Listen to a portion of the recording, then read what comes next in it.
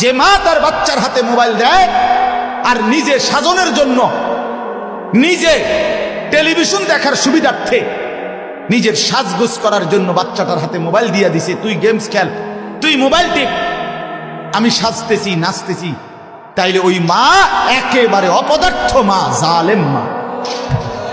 সাথে সাথে যেই বাপ তার সন্তানকে মোবাইল তুলে দিছে, ওই বাবার চাইতে ওই সন্তানের বড় দুশ্মন আর কেউ হইতে পারে না।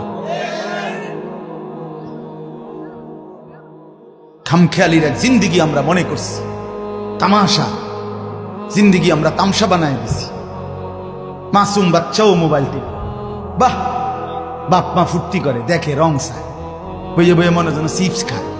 আহ, অসংখ্য ফ্যামিলি তাদের বাচ্চাকে ঘুম পাড়ায় মোবাইল দেখায় দেয়, নাস্তা খাওয়ায় মোবাইল দেখায় দেয়, ভাত খাওয়ায় মোবাইল দেখতে দেবো, আব্বু খাও, তোমাকে দেখতে দেব। আশ্চর্য, মানে তোমাকে জাহান্নামে ফেলে দেব, বিনিময়ে ভাত খাও।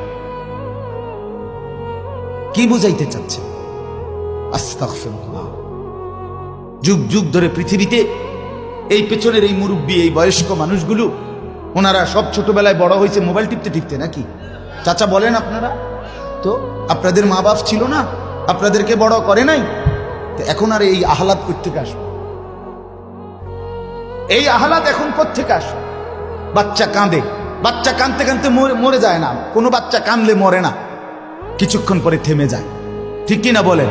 2 বার কাঁদবে, 10 বার কাঁদবে, 50 বার কাঁদছে, এক সময় সে শিখে বুঝে নেয় যে আমার এটা দিত না, আমার এটা দিত না, তখন সে ভিন্নভাবেই বেড়ে ওঠে, বেড়ে ওঠে।